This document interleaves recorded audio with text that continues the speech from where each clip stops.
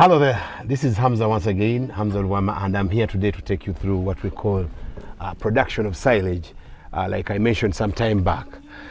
Today I want to remind you that our forefathers have been grazing animals or used to graze animals in the traditional ways of tying them on ropes, of taking them through different miles and miles, eating grass, eating whatever they are eating, and then they come back home when they have wasted all the energy and the food they took that day. So to the new systems of technology that we have in this world, we have seen different new systems being made. I've seen the Dutch, I've seen the people in the US, I've seen people in the UK. They no longer use such systems and such traditional methods of production of food for their animals as feeds. So today allow me to show you how we produce silage. And we are going to produce silage from maize.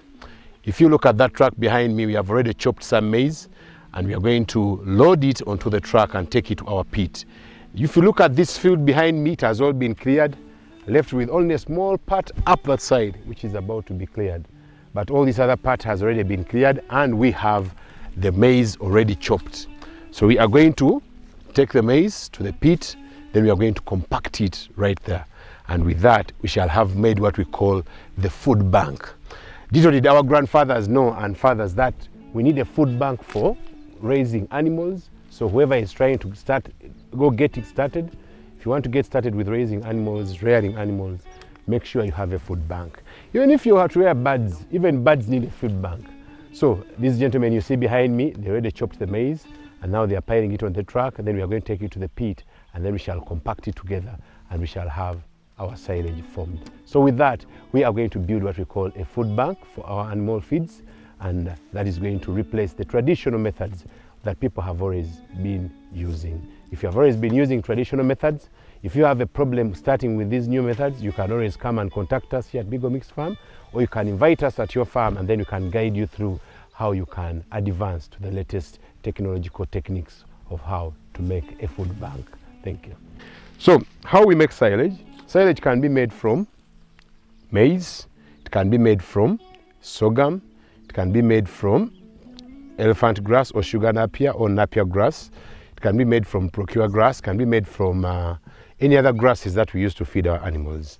And then also you can also have these creeping plants like potatoes or sweet potatoes, which can also be mixed with those items. And then you can make a very good food bank for our silage. We are going to show you how we compact the silage, how we compact the feeds, because the feeds need compilation. When you don't compile them, you leave air within them.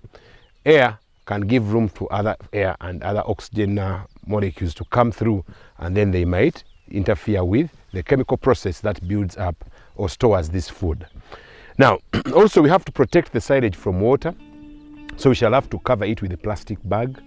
And after plastic bags have been topped on the top of the silage, we shall then have to collect some soil and then pile the soil on top of the silage, so that our silage is purely protected from, one, air penetration, two, also protected from water access, because if water comes through and penetrates into the food will go bad, and then instead of making silage, which is feeds for animals, we might end up making actually manure. So avoid making manure. Instead, make animal feeds. Then when the animals produce their manure, which in form of dung, then you can use that dung, and then you can go and apply it to our plants as fertilizers. From the stems, we have now these kinds of feeds. When they compacted together, they will form very good nutrients and feeds. The maize was already there, so some of the seeds are already here, which will represent the broken, which some people add to feeds. So all is that. It is all the broken, all the stems, all the leaves of maize, they are within this.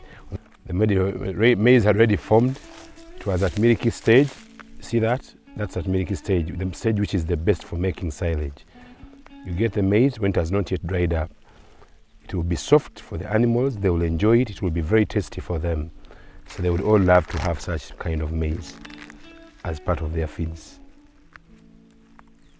Compact all this into one big hole or one big pit, and therefore after some time, after maybe 4 months, 5 months or half a year, because we have another pit which is already serving our animals, which is already running.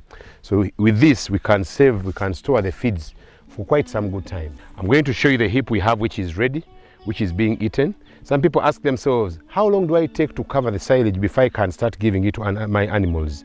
It depends on the need. Sometimes people give it to 3 weeks, sometimes give it to 1 month, but roughly beyond 1 month, silage is ready to be eaten. Others can even give it to animals at this stage. If you don't have feeds and that's what you have, there's nothing you can do, start feeding your animals. But to be safe, better you preserve it for at least more than a month or more than 3 weeks, then you can start giving it out. The silage pit we have right now, which is serving animals, it has been there for 4 years.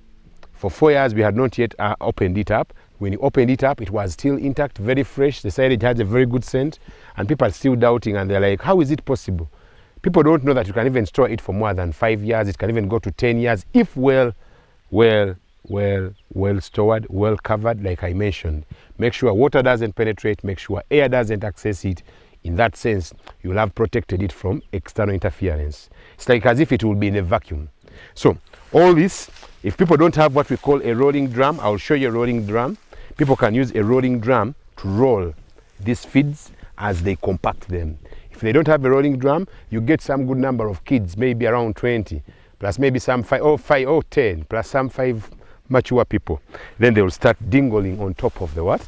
The feeds, bouncing. The kids enjoy it because they take it as a bouncing castle. This time around, I didn't come with my sons. Next time, if I come with them, I'll ask them to bounce for you, and then you take a look and see.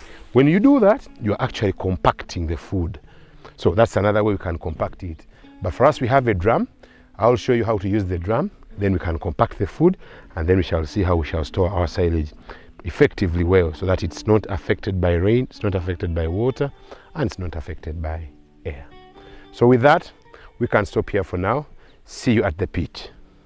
So here we are. This is our pit, and this is where we are going to store our silage, and this is what we are going to call our food bank. So our friends behind there, our girls, the cows are waiting for this food. They are seeing it, but they can't have it. It's not yet ready for them.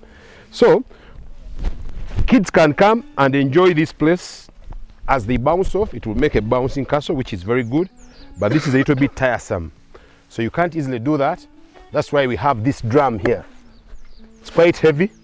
It's not easy to lift. We are going to roll it. Very soon you'll see how we shall roll it. And then we shall have to compact the silage. So this tank is full of water. It gives us a very good weight. That weight will exert a very good force on the maize and the stems of maize. Then we shall be able to compact it very well. Remember, I told you the reason why we have to compact it: to minimize air spaces, to minimize water access. We cover the top, but still when water finds it, when it is well compacted, it will not have a very big effect. Even if water penetrates a little, a very few parts or very few layers will be affected. The entire bank won't be affected. So a very small part of the bank will be affected. So today we are feeding it in the pit. Right after here, we are going to compact it together, then we are going to feed it. So stay with us as you get to learn how we make silage right here at Big O Mix Farm. If you've not been working out for a while, you can come here and do jogging on the food bank. You work out. This is part of healthy working out. By the time you leave this place, when you have really put out a lot of calories.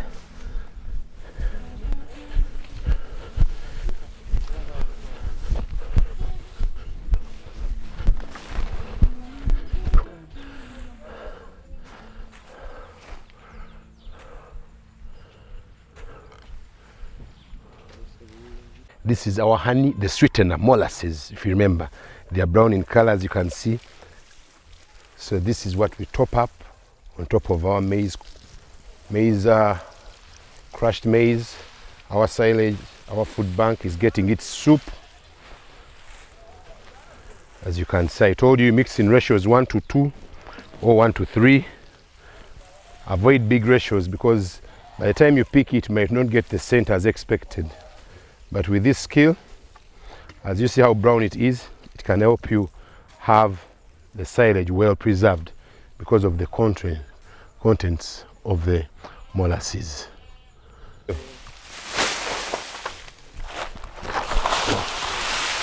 So we are adding this sugar napier down so that when water passes through, it can access the ground comfortably.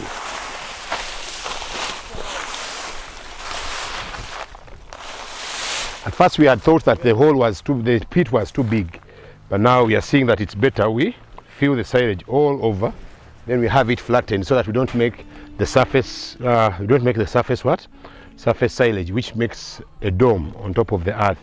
So we can leave it at this so that it is all flattened afterwards. So we are going to now dress there this is our plastic bag.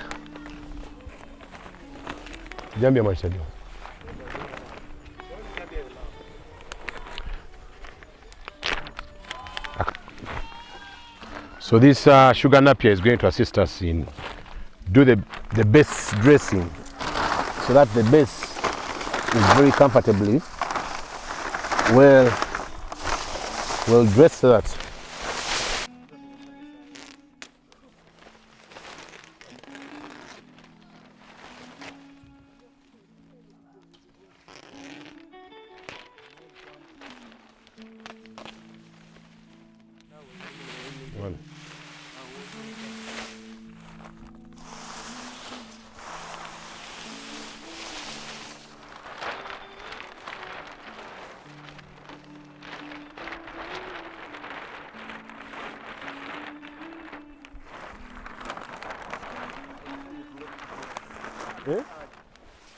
maybe more.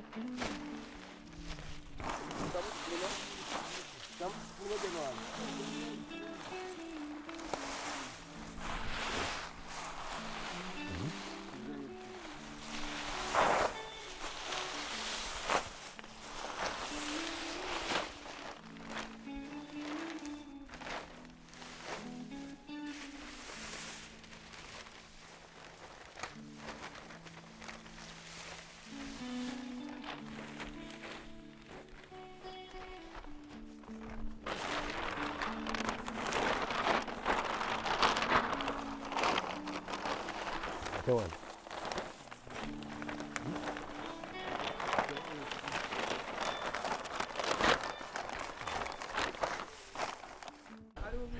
Here with me is a watering can, and this watering can is filled with none other than, check that brown. It is filled with what we call molasses. These are what I told you, the soup, the sugars, the mixtures that improve the fermentation, that improve the preserving of the maize that we have already crushed. As you can see in the back there, we are now going to water on top of the maize, as this is a very good catalyst in terms of helping the maize play a role of fermenting to the best of what we expect it to become in making our own silage. So our food bank requires this. If you don't mix it with this, you will not get exactly what we expect. Even the animals won't enjoy it.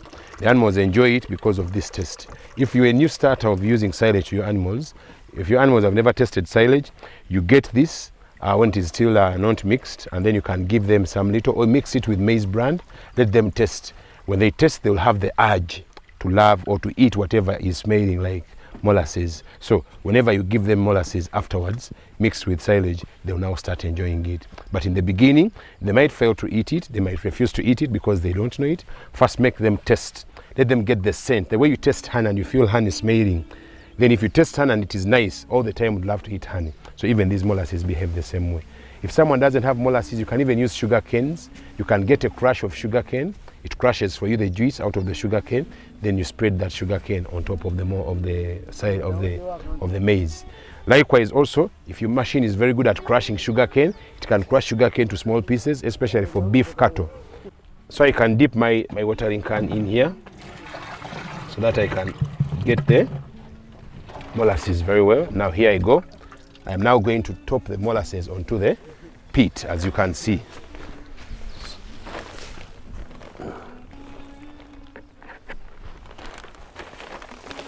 So here we are, doing the watering or doing the souping. Sometimes we call this giving soup to the maize. Just like you eat food mixed with salt, this is the salt in silage. Don't you worry about the small contents. Because of the chemistry and the science behind, we have penetration. Just like you can be in a room and someone, dresses perfume and then you smell it from a distance, the molasses can be accessed as far as the bottom of the pit. So with time, don't you worry, these molasses will reach the bottom. As the chemical process takes place, molasses always go to the bottom, and by the time you pick the last silage at the bottom, it will also be smelling the same way, just like the silage at the top. So let me go down this way. I've not been there for a while.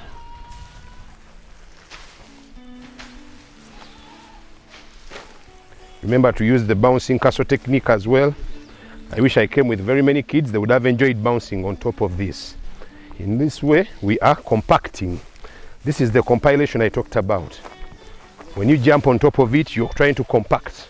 But still we have our drum, which we are going to roll over, which also plays a better role when trying to compact the maize all together. So there comes the drum. We are now going to roll it over. Let me first get one more can as they try to roll the drum. I'll join them shortly because it's heavy.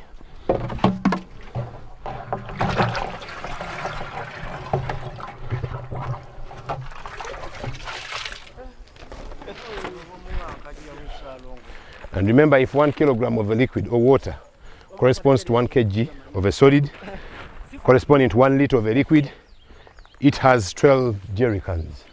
12 jerry cans correspond to, each jerry can corresponds to 20 liters. So they have approximately 240 liters, corresponding to 240 kgs. That's how heavy it is. So here they go. They are now rolling it over and over, compacting, compilation. Compaction is taking place.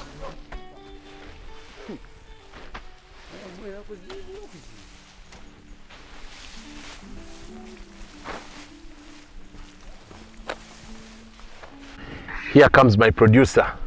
You can't be at the farm and you're not working. You should be part of the system.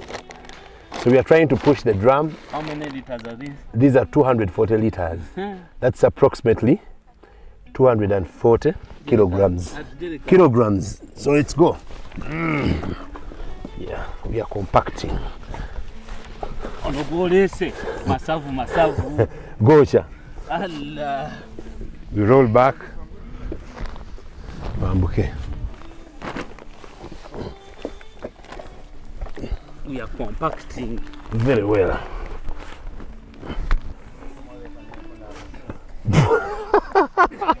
Eh?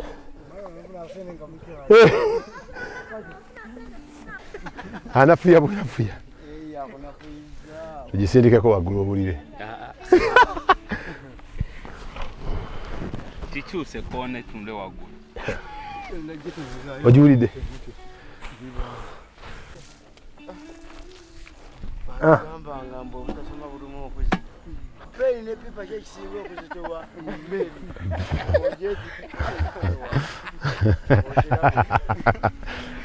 Penny ne pipa? Penny. Cindy. Yeah, now we are doing the final dressing, which is the topping of these plastic bags so that the rain, the water cannot easily access our silage. After this, we are going to top this with soil, like I promised. We have already compacted it using the drum, and some of us even, we are doing some workouts. So we are going to assemble these bags very well so that no way can water penetrate through our food bank. I'm compacting gently. This is part of the compilation.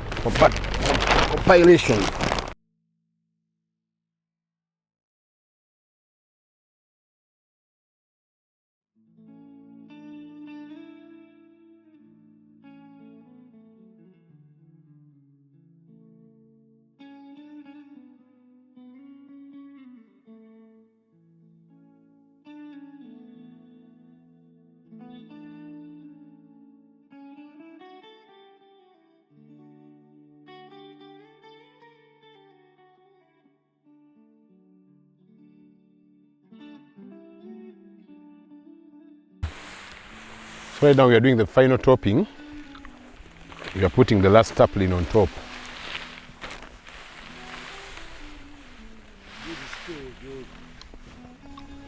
So those are the final dressings, as you can see. We are now going to start getting our hose, and then we start piling soil on top of these saplings, so that our silage, our food bank, is totally safe from anything like water, rains, urine, name it, anything that can pour on top.